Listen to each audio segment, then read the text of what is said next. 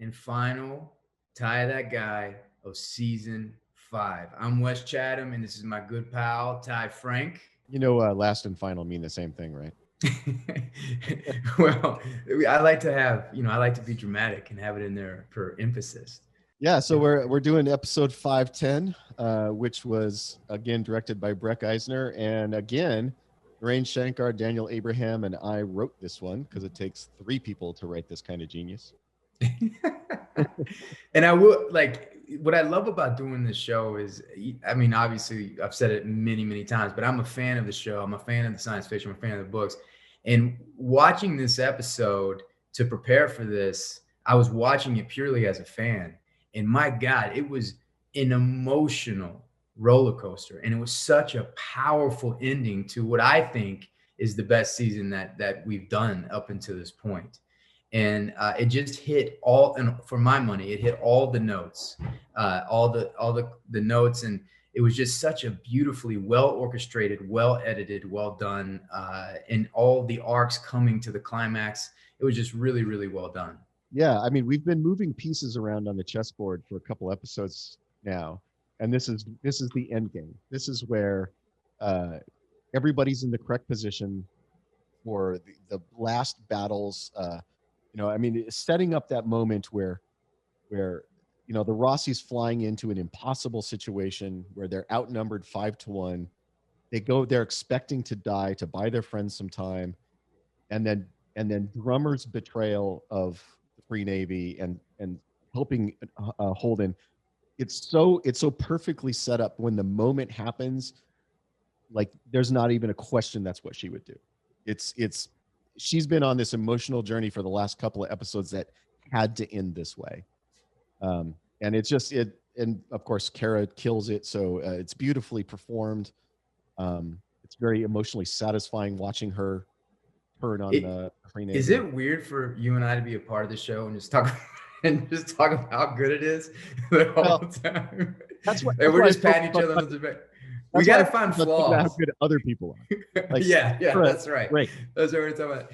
Yeah. And one thing that you said is really interesting is that you put these characters in a place where they make a choice where only that character will make the choice. And one of the things that I noticed in a very subtle way, um, when Holden is going in and he's about to go in guns blazing with the Free Navy, and Bull's like, let's fucking go. Let's shoot. What are you doing? And he has a moment of hesitation because he notices that Drummer's ship is starting to turn and shoot on the other ships. And there's a moment of, and that is the only kind of patience uh, in the kind of cool head that he's the only one that would have made that decision in that moment. Everybody else would just came in and just, but he's the only character that was created in a way where he would take a moment and really uh, assess the situation and see that something is changing and have the control and the discipline to hold back and figure out what's going on as before they go in. Yeah, I mean, I think the character Holden that we've established over the last 5 seasons, he's a guy who would never want to kill somebody he wasn't absolutely certain he had to kill. Mm-hmm. And the moment that he thinks there's any question about that, the moment he thinks maybe some of these people aren't our enemy, he's not going to pull the trigger. He's just not that guy. Mm-hmm. I mean, he's not Amos. Yeah, yeah. I mean, drummer might drummer might have had a different fate if Amos was flying that ship. Well, and you hear Bull say that, when Holden says they're firing on each other, and Bull says, "Good, let's help." Yeah, yeah. And you have the situation where Holden makes the choice that he's engaging in a fight that he knows he can't win, but he's going in guns blazing because he wants to buy time for Alex and Bobby to get to Naomi. He's taking care of his crew as always in the best way that he can. You have Drummer getting into a fight, and when does Drummer make the decision that she's going to betray Marco? Is it in the beginning or is it in the moment? I mean, you'd have to ask Kara what she was, what her reasoning was for the character. But I feel when we wrote it, it is in that moment. It is. She sees what's about to happen. She sees what she and her family are about to do for Marco, and she just can't tolerate it. She cannot justify it. And we've always played Drummer as a deeply ethical person. You know, she's a person who absolutely believes strongly in her philosophy about the universe, and believes that she's taking an ethical stand on these things, and she just can't do it. She can't kill somebody that she knows just because Marco says so. She just in that moment she realizes, I can't do this. And you know, that moment when she pulls Caral's gun out of her holster and points it at her, I think she made the choice in that moment. In knowing in that moment when she pulls that trigger, she's also killing a member of her own family, and she still makes the decision because that is the cost that she's going to pay, but she ultimately knows that it's the right thing to do. Well, and it's that classic philosophy question, you know. If you have the opportunity to kill one person to save 10, is, you know, do you make that choice? You know, that it's the trolley thing. You know, the trolley can hit one person, or you can change tracks and it can hit 10 people. And how do you make those decisions? How do you choose one person over 10 people? And she's in that position where she's about to kill the Rocinante. She knows there are people on there that she knows. She knows that those people haven't done anything to deserve being killed. And what she has to weigh against that is, if I turn on them, if I stop Caral from killing them, there is a chance that Marco will kill a family member of mine.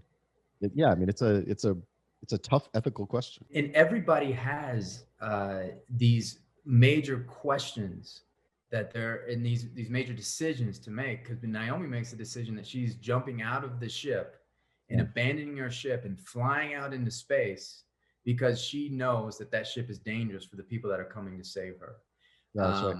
And my God, like, what a beautiful shot in a whole sequence that is, of her coming out, and in the way that that was shot, and um and then Alex and Bobby getting to her, and you know, the amount of, you know, then you thinking that with her heartbeat going out and then Bobby getting to her, and you know, we have a no compliment Breck policy, but Yeah.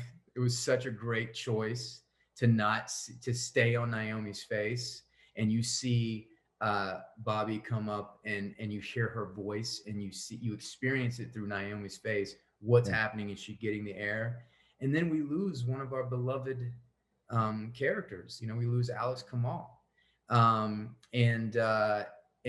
so all of this takes place where you almost lose Naomi, but then you end up losing somebody that was such an instrumental part to the Roci. And then the Rocinante reunites and they come back together again. And then, you know, but before we continue further, we can introduce our guest. I thought it would be fitting for as we discuss the last episode and the Roci coming back together, I thought it'd be fitting to have the Roci come back on and come back together on the show. Well, let's reunite the crew right now. Introducing our guests, Steven Strait. Hello. And Dominique Tipper. Hi, everyone. This is the one season that the Roci split apart and coming back in 510, and we reunited. So we thought it'd be so great to reunite on the Tie and That Guy podcast. Yay! Back together. Guys, we did it.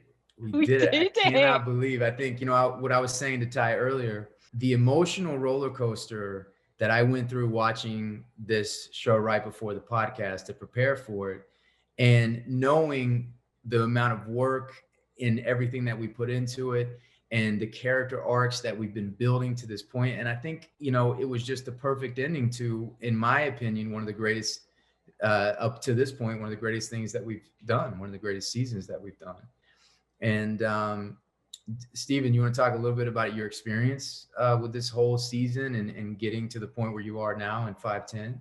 Yeah, I agree with you. I think, you know, this season has been my favorite that we've made. And, you know, it does speak to what you were talking about, that, you know, these arcs that have started from the very beginning, you know, to watch the character development come all the way through for everybody involved in the story. Just, it's such a satisfying place to end the season with the 10th episode and reuniting, you know, the Roci together, and and obviously experiencing a pretty traumatic blow to the family at the end. I just, you know, I think every step of the way in terms of the story and the character development throughout the season, all of it was so earned. You know, like by the time we get to the beginning of season 5, we want to know, you know, the audience, the fans, you know, me,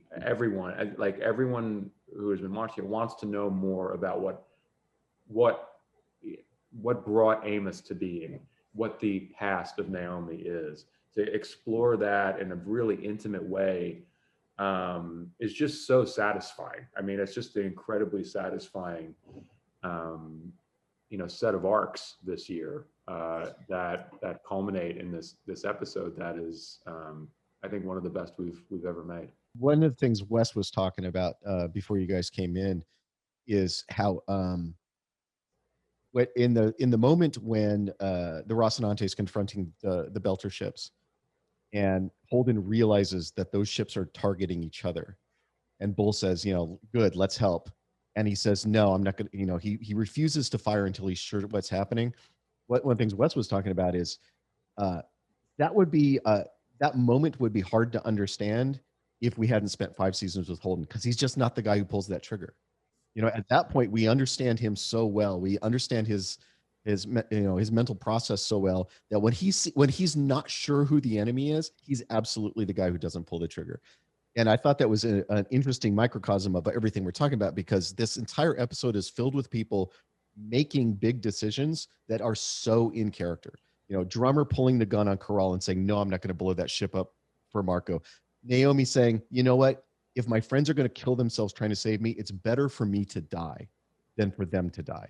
And making the decision to jump out of the ship. And in every case, I think, because of the ways you guys have played these characters and the buildup that we've had over 5 seasons, every one of those decisions feels absolutely right for that character. And those are and at the same time, Amos feeling like he needs to return back to his family to kind of have his morals and everything in check. I think again is very in character of, well, like, what you're saying. I mean, everybody in the Rossi is ride or die. I mean, you know, we got Naomi just jumping out, just you know, not having them. You got Steven going in, guns blazing. He's like, you know, and he knows he's not going to win that fight. Those are 2 pivotal decisions. Holden saying, I know that I'm outgunned, I know that I'm outmanned, but I'm going in and I'm giving everything I got because I'm going to buy Alex and Bobby as much time as they can to go save Naomi. So he's still taking care of his crew. And he comes gunning, but he also has the discipline to see and assess that something isn't right, that they're shooting on each other. So we might not engage. I mean, you know, what Ty and I were saying earlier is that if Amos was flying or Naomi was flying, just going in, just you know, firing. So that plot point would only work if Holden was at the controls. And, you know, getting back to your decision, and what I think is one of the most powerful visual sequences in all of the Expanse is making the decision in the thought process without saying a word, no dialogue, of they're coming to me and I'm a trap and there's nothing I can do about this.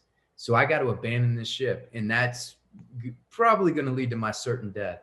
And you making that decision, that look on your face, and then you jump out into the void and leave that. You know, it's such a gorgeous sequence, and you see your face and the poor Naomi, the torture porn that you've been living through for the past 3 episodes. It's never ending. It makes me laugh. I keep getting like comments from fans on Instagram being like, okay, well, I mean, that episode was traumatic, but I'm kind of glad it's done now. And I'm like, guys, we still got episode 10. Like, there's no let up. There's no let up until probably the end of episode 10. Like, it just, and I like it because I just think it's like realistic. Just things just keep going wrong, and no matter how much, you know, and it speaks to the family dynamic of the Roci crew, is that everybody is on a path to fully do what they said they were coming to do, and that's save Naomi. And so everybody's heading so hard towards that. And then from Naomi's point of view, it's like, well, I'm gonna have to save y'all now because you know, we're just all trying to save our family. And I think it's really interesting, this idea that at the end, with all the things she's done over these past couple of episodes, it still hasn't worked. And so she makes the final choice to like, well, then it's my life. That's the end. That's how it ends. That's how we end this. And Ty, you guys do such a great job, because Bobby and Alex are going to, they're almost to get to Naomi. They're gonna rescue Naomi. And Bobby is not a part of the Roci crew. She does not know the connection, the relationship that we have. And so she says, we're not going to board with the Chesamoka because it's too dangerous. We're not going to. And Alex is emotional, and he's like, we are fucking saving Naomi, no matter what it takes, no matter what risk, no matter. And it's her getting a glimpse on the kind of relationship that the Rocinante family has developed over and the writing is so good, because Bobby would not have that sense of loyalty. She still has the rational mind, where when you're talking about family or something, you're going to risk everything to go in there. And that gives us a glimpse into the family structure and the chemistry and the relationship that the Rocis had. And I'm just curious, Naomi, a little bit of your thought process of jumping out of the ship. What are you hoping to achieve by doing that? I mean, I just think it was the last resort. Like, I think we watched her try to do everything. And I also think by the time she gets to the Chetsamoka the second time, she's very aware that she failed in what she came to do, which was save her son. And so the thought that people, not only people, but her family would die saving her, I just don't think that she feels like it's worth it. Like, I don't think she thinks it's fair. She very much at the beginning was like, I'm going off to do this thing and none of y'all can help me. So I think for everybody, I mean, she doesn't know what Holden's doing, but for Alex to be coming and putting his life on the line for her, it just doesn't seem right to her. So I think she feels like she has to do that as well, because she's kind of drawn everyone, again, she doesn't know it's everyone, but at least Alex, into this situation based on what I think she realizes by this point was naivety, and based on her own kind of emotional exploration, wanting to go and save her son. It was a kind of heart thing she had to do. And so I just think there's guilt there. I think there's I wouldn't call it heroism, but it's a last resort. It's like the only thing left she can do to try and stop Alex from dying, and so she does. Yeah, and she has tried everything before that. She tries to get the radio to work. That doesn't work. Then as a last resort, she opens that valve on the ship to put the ship into a spin. If the ship is spinning, they won't be able to dock. That will be, they'll realize they can't dock and they'll stop. And then on the other side, you got the pilot, you got Alex going, I don't care, it's a suicidal docking attempt, I'm still going to do it anyway. And everybody thinks they're doing what they can to save their family. Everybody thinks they're making the right decision. And you talk about the naivety of going to try to save Philip.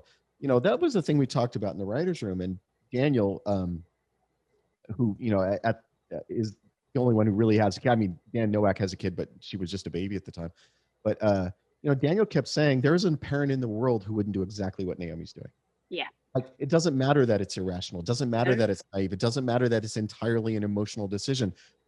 That's what he said. He said, if my daughter was on a ship like Philip is with Marco, and I had a 1% chance that I could change her mind and get her to leave, I'm going to that. Absolutely. She was going to do it. There was nobody was going to stop her.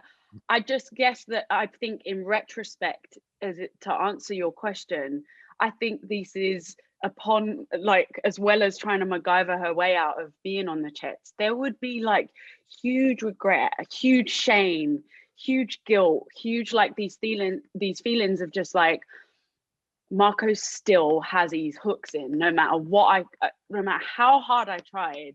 I was naive about the kind of because he's so powerful. He's powerful in the act of and the art of manipulation. And I think for her, it's just kind of, I think she'd feel a bit of a fool for thinking that she could break through that upon being unsuccessful at it, obviously. So I just think that's what drives her in that whole end sequence of like, well, after following my heart so blindly, and you're right, doing exactly what any parent would do, I failed, and I'm not willing to have my family die for that. And so therefore I'm going to do everything I can to try and fix this in true Naomi style, literally and figuratively. And it's all kind of encompassing of that feeling, the kind of grief she feels upon leaving the Pella and not having done what she went there to do. In that whole visual sequence, her jumping out of the ship, Bobby finding you, and that surprise because your life goes out, your light goes out, and you're like, shit, we lost Naomi, and then Bobby bumping up against you. And we have just so you guys know, we have a no compliment Breck Eisner policy. Every now and then we have to we have to violate it. The fact that the choice to stay on your face and to experience the realizing that you're being rescued, the realizing that you're not dead, the scene you taking the breath and hearing Bobby behind you, in that familiar, Kiwi accent, and hearing that and like that kind of relationship saving. And then we have this moment of relief, and then she's going back to the ship, and we do find that, and then one of our beloved Roci family members did give his life to save you. And, I think, the act of stroking out in a high burn was built and really established within the show. But Ty, do you want to go into the science of what really happens? For me, it's less a science question and more a storytelling question. I mean, if your blood pressure will go up as you in high G, it's putting more pressure on your circulatory system. If you have weak spots in an artery, those could potentially break. The thing we always talk about is that's, the juice people take when they go into a high G burn is supposed to help with that. It's supposed to make your arteries more pliable so they don't burst. But really, for me, it's less about the science of it and more about the storytelling of it. One of the things we talked about in the writers' room all year was this is a war story, and war stories only matter if there's a cost, if there's a price. That's what makes. That's the sort of the terrible thing about war, but also if you're in a righteous cause, what the thing that makes it noble, that people are willing to make a sacrifice for a great cause. And there's a moment in the books where Fred Johnson dies during a high G burn on the Rocinante, and he dies of a stroke because he's an older guy, he's had a hard life, and there's just sort of this tragedy to it, this sort of charging a machine gun nest to save your friends feels like a noble sacrifice, but just sitting in a chair on a ship that's burning too hard and then dying of that, there's a tragedy and sort of a sense of like pointlessness to the loss. But I think that kind of loss is endemic to war. That sometimes the loss isn't a guy charging a machine gun nest. Sometimes it is something else, and it doesn't make it any less a noble sacrifice for the person involved. And to have a character doing what he thought was the most important thing he could be doing in that moment, in spite of all of the risks, and then paying that price, that is the sacrifice of war. And we wanted that moment. And we'd been talking about that since day one in the writers' room. I think the description of that is there's a line I wrote for Amos in that last episode that was me describing how we felt about that moment when Amos says, choosing to make your last stand to protect your family. If I was going to go out, that's the way I'd want to go out. And that really is, that's me, the writer, describing to the audience how I feel about that moment. Everything that we've been through, everything that Alex has lived through, and up until that point, him giving that last breath to save one of his own, that's a good death, and that was a beautiful death. And then it takes us to, and I want to ask Steven about that next moment of going into now what is going on emotionally with Holden, because now he has Naomi back into his, but they have to deal with the fact that they lost somebody so close to them and a family member, and they have this beautiful moment where they sit down and Naomi plays back a recording that she left for Holden, but Holden can never bear to listen to it. And so then she ends up playing, and in a way, it's poignant because they've lost somebody, and it's about loss, and it's about moving on past that and the love that they have for one another. So from Holden's perspective, going into that scene, that powerful moment where y'all are listening to that message, talk a little bit about what your mindset is going into that. It's complicated, like you said. I mean, there's a lot going on with Holden in that scene, you know, post Alex's death, and the sheer relief of having Naomi back. You know, there's obviously this tragic sense of loss, you know, with one of their family members dead. You know, and you know, just a quick aside, just the poetry of the fact that the one who dies for the family is the one who abandoned his family in the beginning of the story. You know, there's some sense of, I don't know, for me watching it, it's so earned in that, you know, he spends the last 2 seasons trying to reconcile the family he left behind, and ends up dying for the one that he chose. But for Holden, you know, like you said, Naomi, Holden, and Alex in this episode are all willing to die for each other, and you know, he understands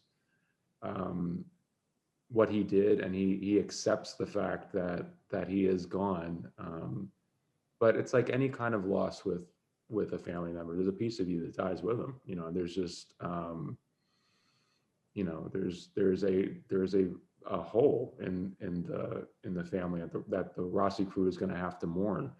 But with that said, they are at war, you know, they've been through a lot. Holden understands the reality of what's gone on. A lot of people have died in the last, you know, couple of years, couple of seasons, and you know, I think for Holden always has the kind of macro perspective in his mind, while also having this very intimate perspective on the importance of his family. And, you know, in that moment of being with Naomi finally, after all of this has gone on, you know, and this might sound cheesy, but I just think that as long as she's close, as long as his family is close, I think he thinks he will always be fine, and that they'll be able to get through whatever. And if they die together, fine. If they die for each other, fine. Because his ethics and values, I think, you know, it's just what's most important to him. And you know, listening to that message, you know, there's a reason why he couldn't listen to it the entire time. He was terrified that he was going to lose her, and when he does get her back, it's just an incredible relief, even with the loss.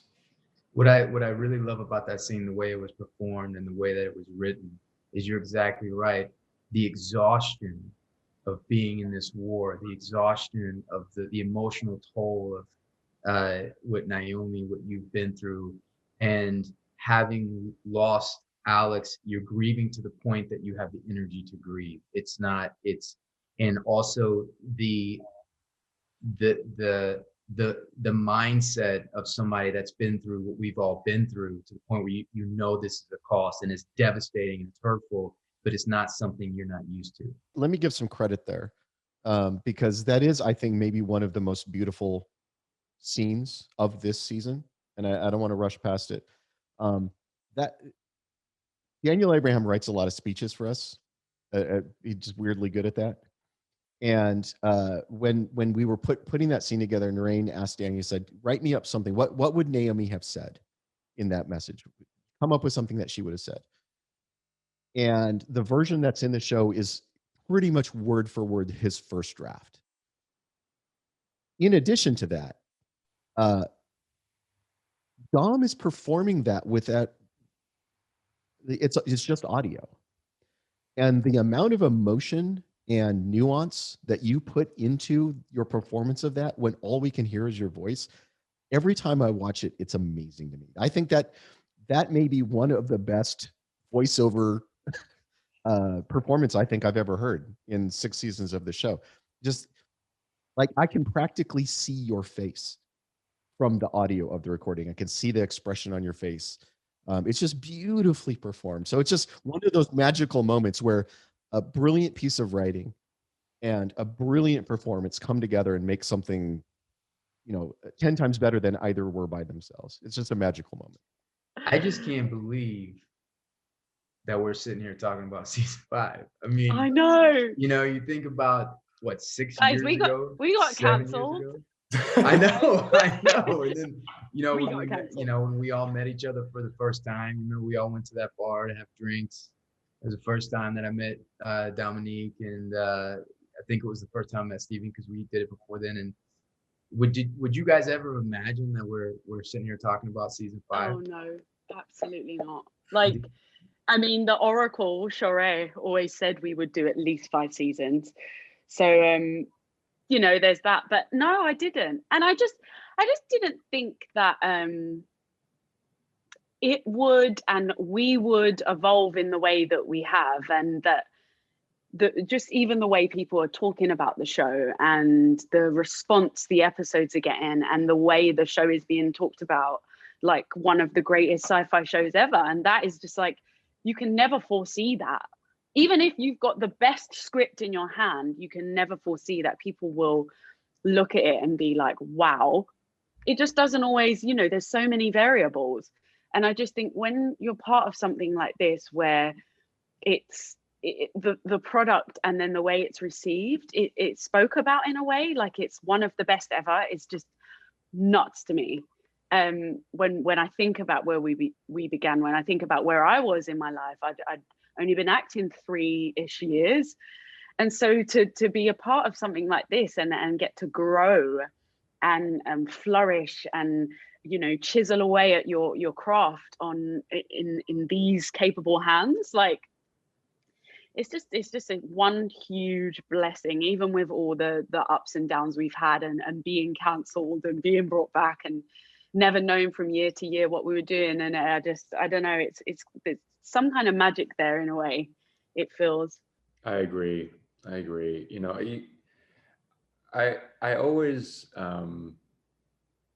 felt like there was a special feeling to the project, and even in the beginning. But you can only, as Dom said, you can only hope that even with this incredible writing and incredibly talented cast and people behind the camera, and it's still, there's still that magic that needs to happen. The movie gods need to you, and to have everything fall into place and gel. And but I will say that there was always a feeling that this project had an elevated potential that was special. I did feel that from the beginning. And I will say that, when we all started to get to know each other,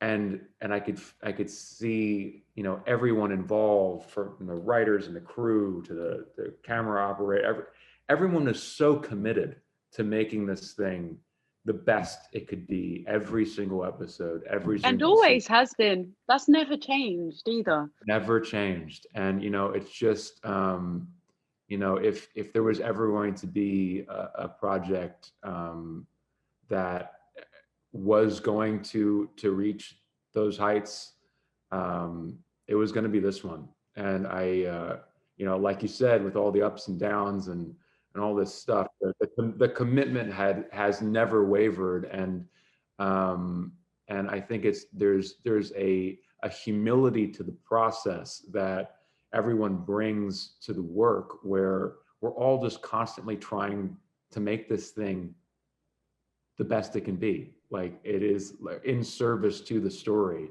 And that's pervasive. I mean, you know, you guys know it's pervasive from literally everyone who works on the show. I mean, by and large, we still have the same crew from the first season. That's just a level of commitment that just doesn't exist. So here's this fun thing that we like to do, that Tana like to do, is I like to find something in the show and do like a top 3 or whatever. And, you know, one of my favorite moments in the show is when Holden has that realization that this is his last stand, that the Free Navy have the jump on him. There's no running. He's going forward. He's going to buy as much time as he can for his people and his crew. And so we're going to talk about your favorite last stand moments in fiction. And it can be, Okay. you know, film, television, it can be whatever it is in fiction. And so I'll go first to kind of give you an example. So I think one of my favorites is in Tombstone, when Kurt Russell goes and faces down Michael Biehn, and Kurt Russell knows he's not as good as Michael Biehn. He knows certain death, but he goes anyway. And, you know, anything with Kurt Russell. I would say the next one of my favorites is in Predator, when Billy stands on the log and he's like, fuck this, I'm not running. It doesn't say it, but with the scene, he's like, I'm not running anymore. He takes all his stuff, throws all his weapons, you know, all the modern technology, and he pulls out his big knife and he cuts his chest and it bleeds. And then you see Predator see him, and he sees the blood, and he's like, oh, and he just screams like, come and get it, motherfucker. I love that. And then I really loved the Battle of the Bastards in Game of Thrones. And that's a good one. That's when they shoot his horse out from under, and he's standing there, and the cavalry's charging in, and he's watching him. He's all alone in the field, and you see him make the decision. And it's like, fuck it. He takes his sword out and he throws this thing down and then charges. But then all his boys show up from behind him, and they come in. And Ty, you go next. What's your favorite?